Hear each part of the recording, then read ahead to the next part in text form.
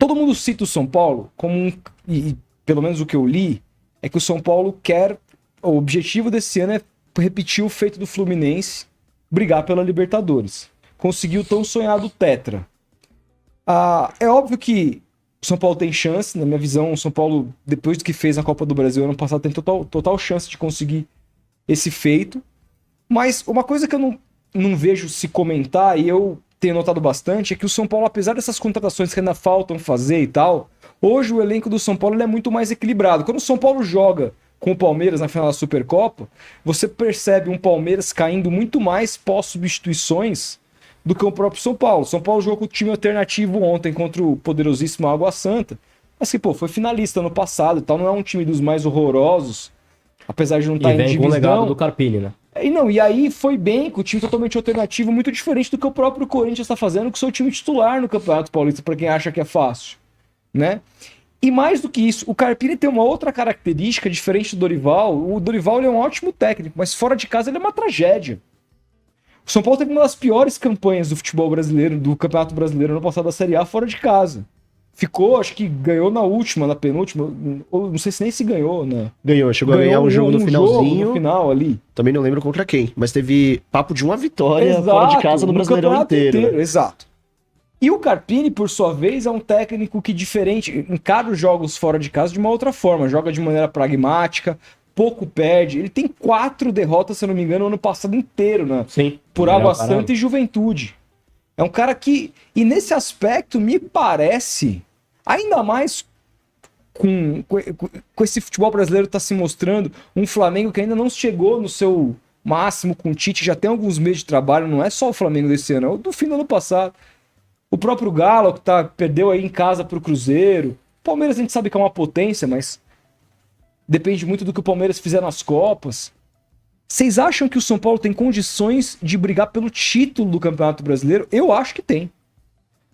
Cara, eu acho que assim, o São Paulo Brasileirão no ano passado perdeu muito fora de casa e ganhou apenas um jogo. Isso foi o ponto crucial da campanha, porque foi o melhor mandante. Então em casa o São Paulo sabe jogar, a gente sabe muito bem disso, o fator Morumbi faz diferença. Eu acho que, isso pode ser polêmico, mas eu acho que eu tenho essa opinião muito clara pra mim. Entre Dorival e Thiago Carpini, no aspecto tático, eu acho o Carpini muito mais interessante em variação. Porque o Dorival era um estilo de jogo, em casa funcionava, fora não funcionava e ele não mudava. Era o mesmo estilo de jogo. O Thiago Carpini, com 5 jogos aqui, mais de 5 jogos, enfim, já mostrou variação tática. Ontem ele jogou com assim, 3 volantes, né? Mas um tripé de os 3, com os pontas tendo mais liberdade e com um Galopo meio que improvisado centroavante. Já é uma variação tática e me dá a segurança de que, se for jogar um jogo fora de casa, por exemplo, São Paulo e Grêmio na Arena, joga de acordo com um time que é interessante contra o Grêmio, não um time convicto só o São Paulo. O São Paulo perdeu fora de casa ali no ano passado pro Goiás, perdeu pro Grêmio, pro América, rebaixado. Pro América, empatou com o Vasco. Então, assim, muito disso por quê? Porque o Dorival era o mesmo estilo de jogo, não tinha variação de acordo com o seu adversário. Isso tem que acontecer em vários momentos. O Brasileirão é um campeonato de variação. Tem que ter uma base, tem que ter um repertório para você mudar o time para certos jogos. E o Dorival não teve isso. Esse também é o ponto principal dele, de como ele não conseguiu ganhar do Brasileirão. E eu acho que o Dorival é um técnico de tiro curto. Eu sempre falei isso. É um técnico bombeiro em muitos momentos, mas é um técnico de tiro curto. Ou seja, pra Copa do Mundo tá ótimo. Eu acho que pra uma Copa do Mundo ele é o cara. Eu já iria nele desde o começo, acho que é o cara. Mas pra Brasileirão, acho que tem que ser um cara que tenha mais variação tática. Eu vejo mais nisso no Carpini. Eu acho que o Carpini é um cara inteligente, um cara moderno, um cara que não tem medo de ousar, de arriscar. E outra, tem muito culhão, porque ele confia no taco dele demais. Contra o Palmeiras, na final, Lucas fora. O menos óbvio era colocar o Nicão, mas ele sabe, ele tá no dia a dia.